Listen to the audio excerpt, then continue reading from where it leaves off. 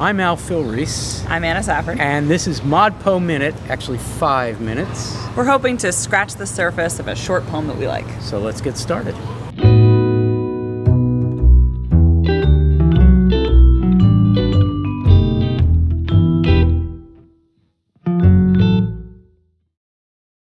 Well, I'm here with Doug Kearney. Hey, Doug. Yes. This is great. I'm loving this, Al. Yeah. Oh, right. We haven't done it yet. Sophia Naz, N-A-Z. Some people will know her from earlier books as Sophia Pandea. Okay. Has written a poem called Habeas Corpus. Would you read it and then we'll talk about it? Absolutely. Okay. Habeas Corpus. Produce the body, her delicate coinage laid out as a dowry would be for all to examine. Richness of loss, touch her mongrel flare, curve of missing column, absent share. Wow. So where do we start? What's habeas corpus? Break it down. What do we do with that? So have the body, which is a legal concept that, I mean, Sophia's been in the United States for many years, but it's also kind of an international concept. Is this a body that's what's happening with this body? Why produce the body? That question of production, right? And there is the sense of something that is being displayed, something that is being displayed as an object. It's the idea of something that has been missing and now must be shown. Right. So produce the body in a legal concept, right? Habeas corpus is the body is evidence. You have to produce. You have to That's show. That's the sense of produce. Okay. Absolutely. But then we get to it's gendered, her delicate coinage. The body is hers, and then coinage and dowry. So what do we do with that? Immediately, we are thinking about it as, again, a commodity. This object that is being equated with having a value that is not connected to what we might think of as humanity, but is being connected to the abstraction of an object or of a commodity, something that has value only in the sense of its monetary usage.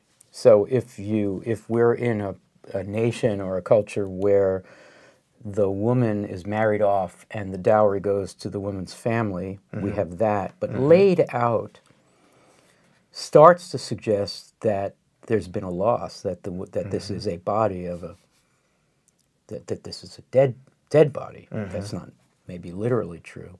Laid out as a dowry would be for all to examine. That's another term that's used with the dead, but also used with inventory, right? So richness of loss suggests again that this may have been a loss. And why are we being imperatively asked to touch her mongrel flare? Well, within that space of richness of loss, we have what seems to be a kind of a negation, the wealth of a lack, right? And so what does that absence gain? What is the gaining of that absence?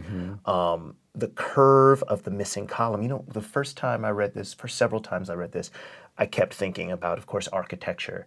But then I began thinking about spreadsheets, especially when we say absent share. And coinage and dowry. So. Yeah. And so what is our part of the take? What's our share of the wealth?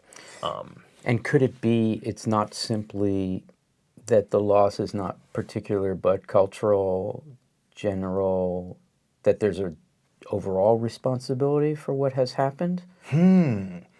Well, I think that using, and we're both thinking that it's Urdu for share, right? Yeah, S-H-A-I-R, Urdu, meaning a person, particularly a poet, who has a unique insight. Absolutely.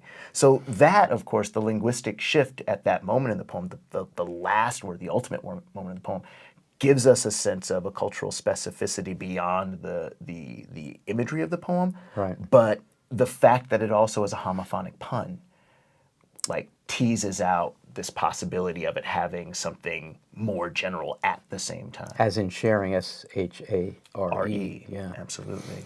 Sophia Naz is many, many years ago a refugee, political refugee from Pakistan. Does that help us?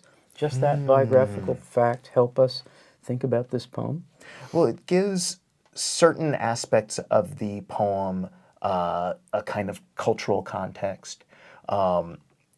It also gets us back to that sort of international sense of produce the body that you were discussing earlier. And so it sort of gives the poem greater breadth in that way. Yeah. I love the fact, we're going to have to wrap up, but I love the fact that the last word is share, which is a poet. We go from a body to a poet of unique insight. Yes, absolutely. So the poet here is thinking about the importance of poetry, duh. Right. But can you say what conclusion you might draw about the importance of poetry to a situation like this? That if poetry gives us the ability to look at language and the formation of rhetorical figures and metaphor, so that we can actually begin to decode what power is nominating when it names different things that are subject to it. The poet being absent, that lack then is the ability to look at all of this layering of monetary objectified value and looking at the entire cultural system that is creating that and critically engaging what it actually values versus what it says. Gosh, that was brilliant. Thank you. That was you didn't know I was going to ask that question. To me, would be suggests that it isn't right now. That it is either a memory or something that doesn't have to be, because the poet is now not in a culture where dowries are and coinage are the way to produce the body, right? And ends with the absent share, but it seems to me that the share, the poet with unique insight, is right there in front of us. Right? So produce the body. In a way, what we get here is I have the body of the poem, right? We are not absent share. Absent share becomes a kind of irony. Doug, this has been great. So the poem is Habeas Corpus, and it's from a book called Filreis by Sophia Naz. Thank you very much. Thank you very much, Al. If you liked this episode, watch another and subscribe. And join us for ModPo, a free and open course at modpo.org.